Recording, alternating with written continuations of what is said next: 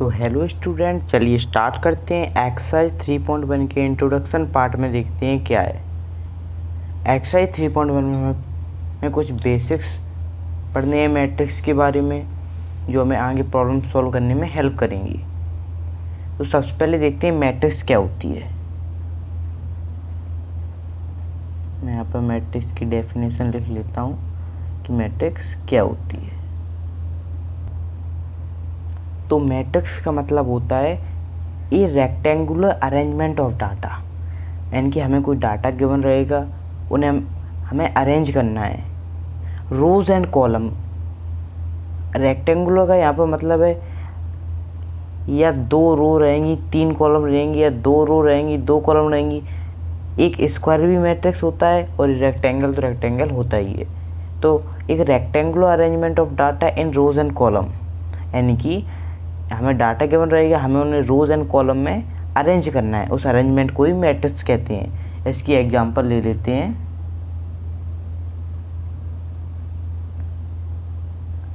4 2 3 5 3 1 9 7 2।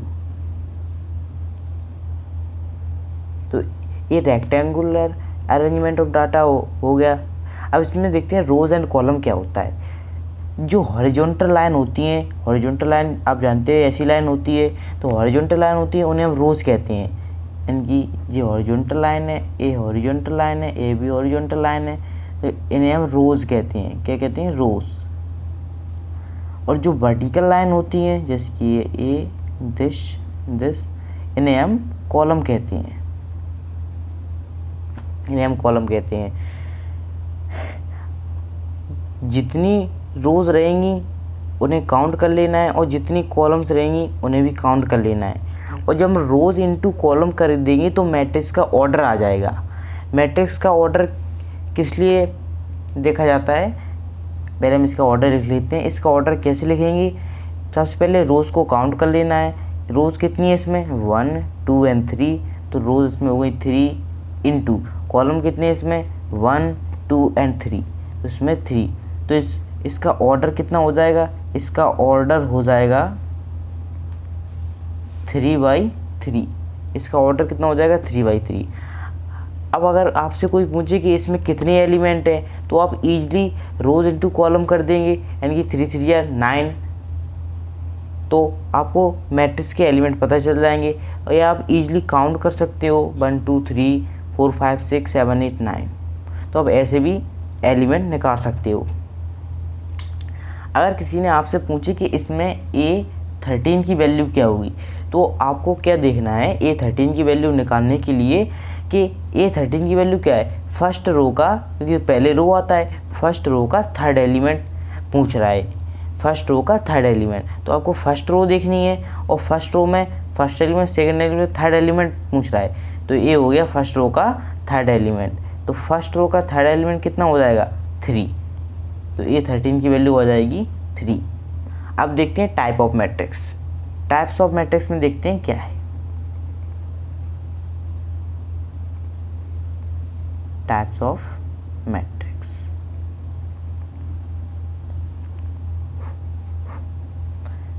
Types of matrix में देखते हैं टाइप्स ऑफ मैट्रिक्स कितने प्रकार की होती हैं।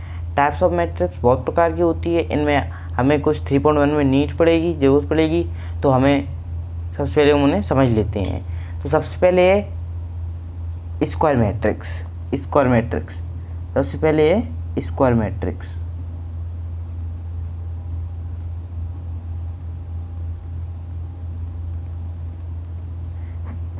तो स्क्वायर मैट्रिक्स में देखते हैं क्या है। स्क्वायर मैट्रिक्स में क्या होता है, ऐसी कोई मैट्रिक्स जिसमें रोज एंड कॉलम्स इक्वल हों, यानी कि which matrix, those matrix which have equal number of rows and column is called square matrix. इसकी एग्जांपल ले लेते हैं।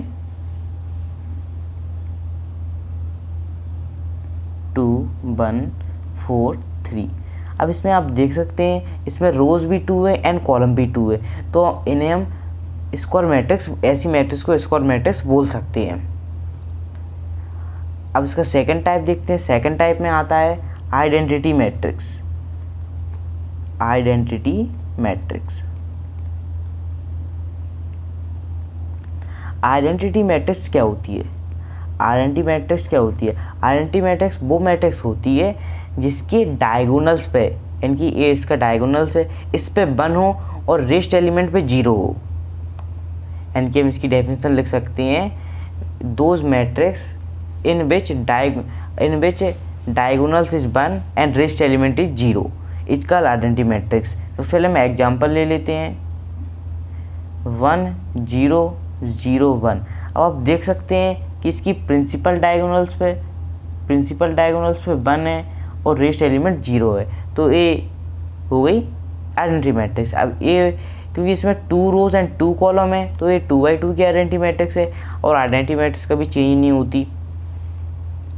और अब हम देखते हैं 3x3 की आइडेंटिटी मैट्रिक्स।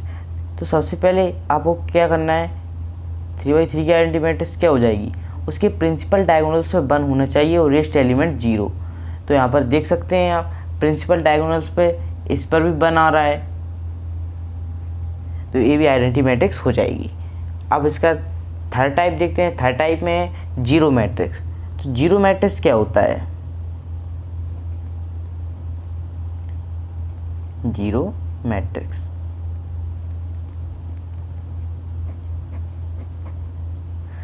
जीरो मैट्रिक्स क्या होता है? Those matrix which have all element are zero, यानी कि इसका मतलब क्या हुआ, ऐसी कोई मैट्रिक्स जिसमें सभी एलिमेंट जीरो हो। इसकी एग्जांपल ले लेते हैं। एग्जांपल में 0 0 0, यानी कि ऐसी मैट्रिक्स जिसके सभी एलिमेंट जीरो होने हम जीरो मैट्रिक्स कहते हैं। तो अब आपको ये इसका इंट्रोडक्शन हो गया। इसमें 3.1 में इतनी की हमें नीड है, जो आगे का इंट्रोडक्शन है वो हम 3.2 में कवर करेंगे। तो चलिए हम इसके 3.1 के क्वेश्चन नंबर 1 को देखते हैं। 3.1 के क्वेश्चन को हम नोट कर लेते हैं। तो क्वेश्चन नंबर 1 हमने नोट कर लिया है। क्वेश्चन नंबर 1 में हमें मैट्रिक्स दी है, मैट्रिक्स एक गिवन है और इसमें देखते हैं क्वेश्चन नंबर फर्स्ट के फर्स्ट पार्ट में हमसे क्या पूछा है। तो हमसे फर्स्ट पार्ट में पूछा है द ऑर्डर ऑफ मैट्रिक्स। क्या पूछा है? The order of matrix, the order of matrix.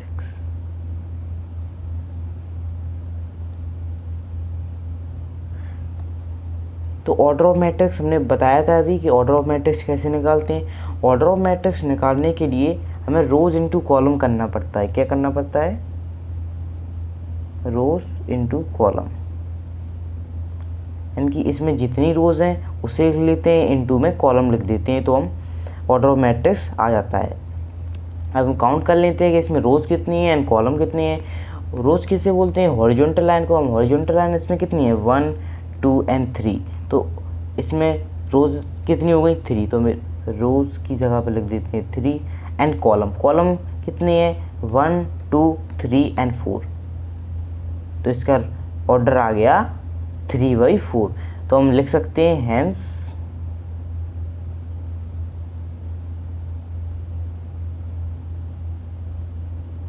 Order of matrix is 3/4। अब हम इसके सेकेंड पार्ट में देखते हैं क्या पूछा है नेक्स्ट पेज पे।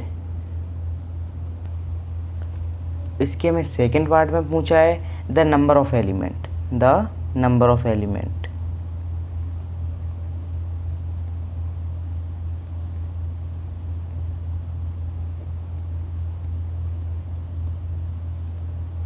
नंबर ऑफ एलिमेंट के लिए हमें रोज इनटू कॉलम करना पड़ता है, रोज इनटू कॉलम। या तो आप नंबर ऑफ एलिमेंट निकालने के लिए रोज इनटू कॉलम कर सकते हैं, या फिर इनकी ऑर्डर का मल्टीप्लाई कर सकते हैं, या फिर आप इजीली काउंट कर सकते हैं तो नंबर ऑफ एलिमेंट मिल जाएंगे। तो इसमें रोज इनटू कॉलम दे रखा है। हम रोज अभी हमने ऑर्डर क्या निकाला था? 3/4। तो नंबर ऑफ एलिमेंट अगर इनका मल्टीप्लाई करेंगे तो कितना आ जाएगा? 12। तो इसके नंबर ऑफ़ एलिमेंट कितने हो जाएंगे 12। अगर आप काउंट करेंगे तो भी 12 आएंगे। जैसे कि देखते हैं, अगर हम इसे काउंट करते हैं देख सकते हैं 1 2 3 4 5 6 7 8 9 10 11 12, तो भी 12 आएगा। अगर आप रोज इंटू कॉलम 3/4 कर देंगे तो भी आंसर 12 आएगा। तो आप किसी भी तरीके से नंबर ऑफ़ एलिमेंट निकाल सकते हैं जो आपको ईजी लगे। तो अब इसके थर्ड पार्ट को देखते हैं। थर्ड पार्ट में हमें कुछ एलिमेंट्स लिखने हैं। उन्होंने क्वेश्चन दे रखा है, राइट द एलिमेंट क्या A13, A21, A33, A24 and A23, ये हमें एलिमेंट निकालने हैं। तो मैंने अभी बताया था कि A13 का मतलब क्या होता है, फर्स्ट रो का थर्ड कॉलम। तो A13 निकालने के लिए हमें फर्स्ट रो का थर्ड कॉलम देखना पड़ेगा, जैसे कि अभी देखते हैं। तो हमने यहाँ पर मैट्रिक्स लिख ली है क्योंकि बार बार पेज टर्न करने में प्रॉब्लम आ रही थी। तो सबसे पहले हम देखते हैं A13 में कैसे निकाल सकते हैं।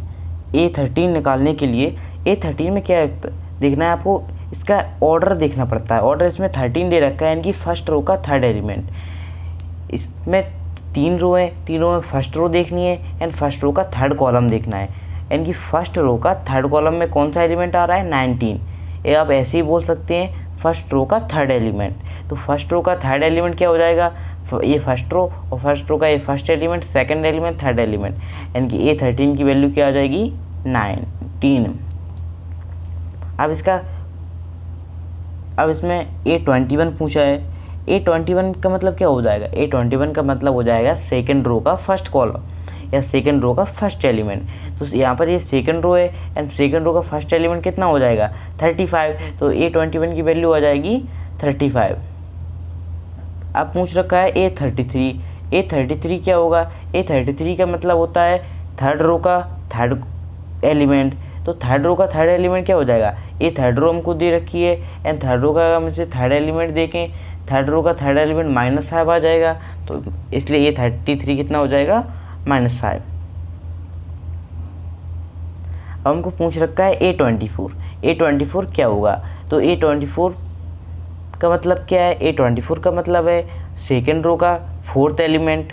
तो सेकेंड रो देख लेते हैं एंड सेकेंड रो में अगर इसका हम फोर्थ एलिमेंट देखें तो 12 दिया है। तो A24 की वैल्यू क्या हो जाएगी 12। अब इसमें लास्ट देखते हैं क्या दे रखा है। लास्ट दे रखा है एलिमेंट निकालने के लिए 23 की। A23 की वैल्यू क्या होगी, तो A23 का मतलब क्या है, A23 का मतलब है सेकेंड रो का थर्ड एलिमेंट। तो सेकंड रो का थर्ड एलिमेंट देखेंगे तो यहाँ पर 5/2 दिखेगा। तो A23 की वैल्यू आ जाएगी 5/2। आई होप आपको ये क्वेश्चन क्लियर होगा। अगर कोई प्रॉब्लम आए तो आप इजीली कमेंट कर सकते हैं। अदरवाइज वीडियो को लाइक कीजिए एंड चैनल को सब्सक्राइब कीजिए ऐसे मोर वीडियोस के लिए। Thank you for watching.